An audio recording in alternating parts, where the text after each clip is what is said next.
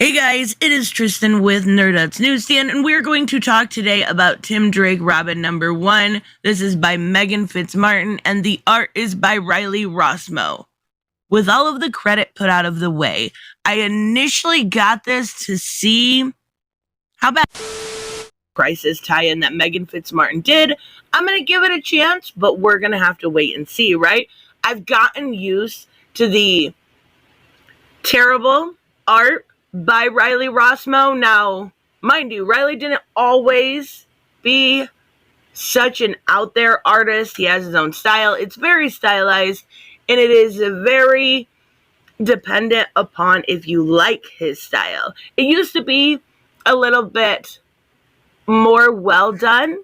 Maybe it is an issue of hurrying. I get deadlines are a thing. I've gotten used to his style since I've been reading his work with Stephanie Phillips on Harley Quinn. But honestly, when it comes to Riley, he used to be pretty decent. His stuff on Batman Shadow was good. His stuff on Robin King was good. This just ain't it. So right out of the gate, we're looking at bad art, which means your writing has to wow me. And I went into this with less than below expectations. And to be perfectly honest with you, I was a little bit surprised that this wasn't worse than what it is. That book that Meghan Fitzmartin did, that she is currently doing, the Teen Justice book, the Dark Crisis tie-in, was so abhorrent. It tainted my idea of her work to come. Now, this isn't near as bad. Right off the gate, this isn't near as bad. Now, if you are a Tim Drake fan, it's really going to depend which side of Tim you like.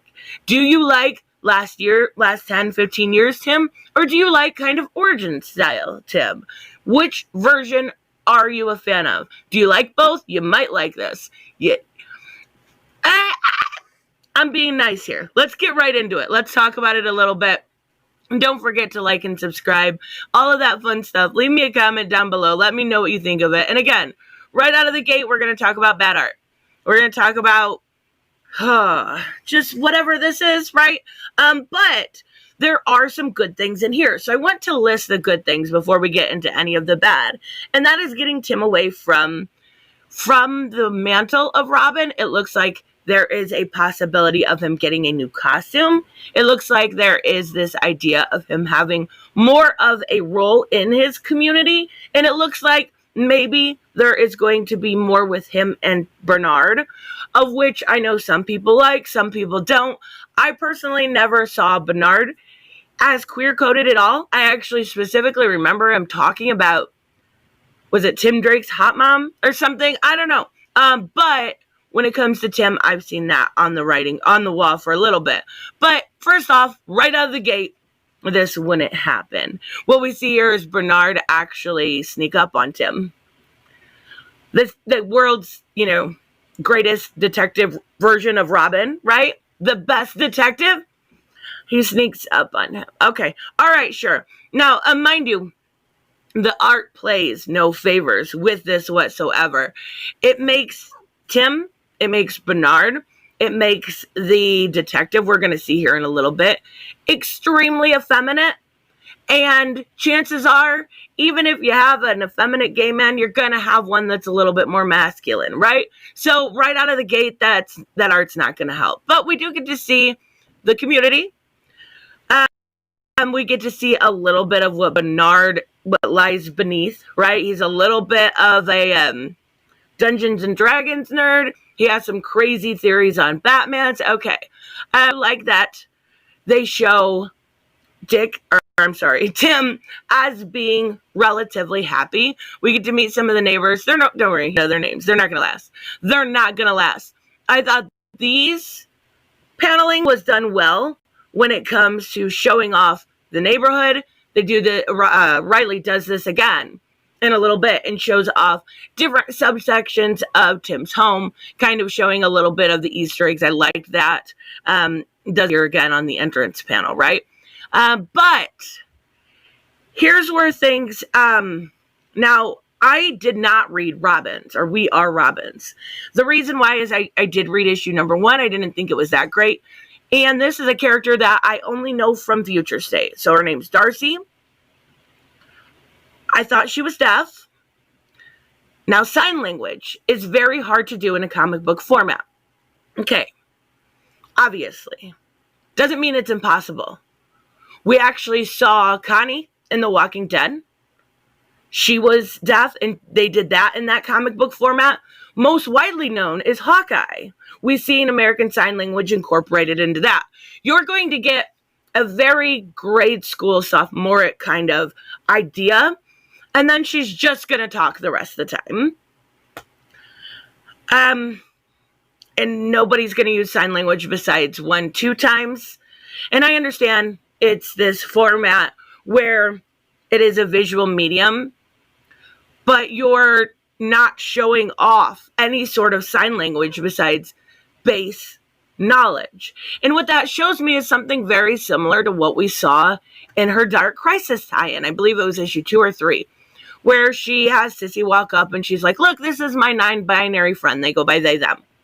We never saw that again. I have a feeling this is going to be something extremely similar, but we'll have to wait and see. So we get like I said, we get a little bit of different things here. This is the hint at the Robin costume. It looks like they're putting something together. And yeah, those people that I told you didn't need to know about, they're dead. I do believe this is the second time sign language is used, and that will probably be it. Base level understanding is tight, right? Okay.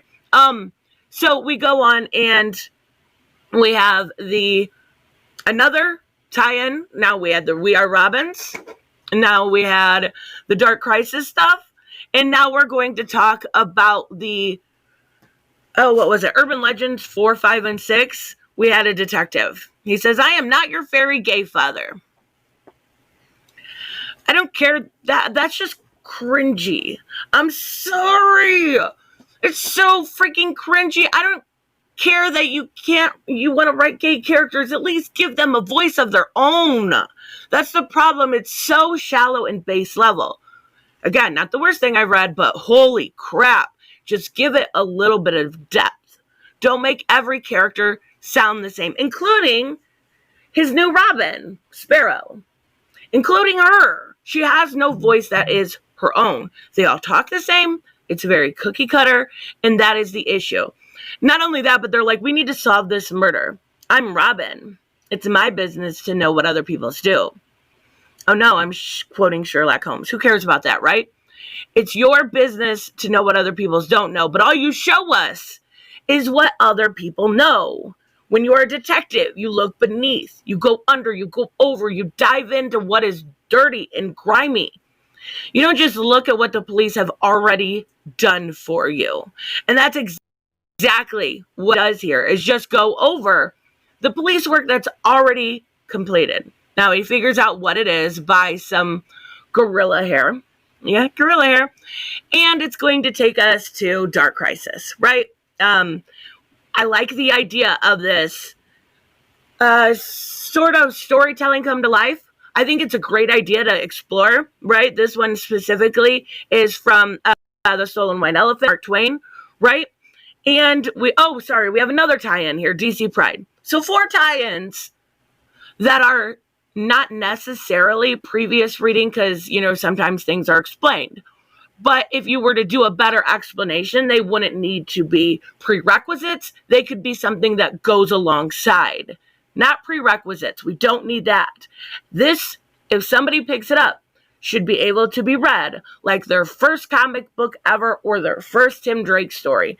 We should know and have an explanation. You should be able to read this in a nutshell on its own. You're just not going to be able to make a lot of sense of it. Luckily, I've read most of this. So we've got this white disc. That's how he knows from DC Pride to actually get the white disc, destroy it. Okay. All well and good, right? Broken white disc. They figure out, they got to end The Stolen White Elephant like it ended in the book. They don't have a zoo. So he's like, this is my story. He's rewriting the reality of Mark Twain's storytelling. Oddly enough, right? And actually, I don't understand. Out of curiosity in the comment section, what is something that makes you feel like a man? If you're a man, obviously, if you're a woman, can't really answer that question, right? I mean, I could think of some ideas. Is having somebody put a straight razor in your mouth one? I guess he literally puts it in his mouth. Here you go, big guy. And figures out that made him feel like a man, so that ended his story. Because that's all he wanted to do in the original story, was to feel human, right? Okay. So we usually get a big reveal or a big cliffhanger in every countdown book, or at the end of every comic book, right? This one is clever work today. Until next time, Gumshoe. Okay. I don't know. I don't know. I'm assuming right now, I'm going to give it 3 issues, but right now I can tell you this is probably Mickey Mixelpix. Like, he's on the cover. He's literally on the cover. I don't have to guess. That's pretty much what it is. And we know Mickey Mixelpix from the last tie-in with Dark Crisis was sort of this don't ruin my childhood, all the fans are always right kind of villain, right? Okay. I'll give it 3 issues. It wasn't the worst thing I've read. It wasn't the best. It wasn't the worst thing even by Meghan Fitzmartin that I've read. But it wasn't anything that's going to get somebody invested, either emotionally or wanting to learn more. That's the issue. You have to invest somebody on their emotional basis. Because when you don't, they don't return. Whether it's suspense or love or action, you have to appeal to those base emotions, or you're never going to have a returning audience. And right now you don't have it. We'll see if it progresses. I don't have a lot of hope, but again, she exceeded them this time. So I have to wait and see. Let me know, of course, what you guys think down below, and I will see you in the next one. Bye-bye.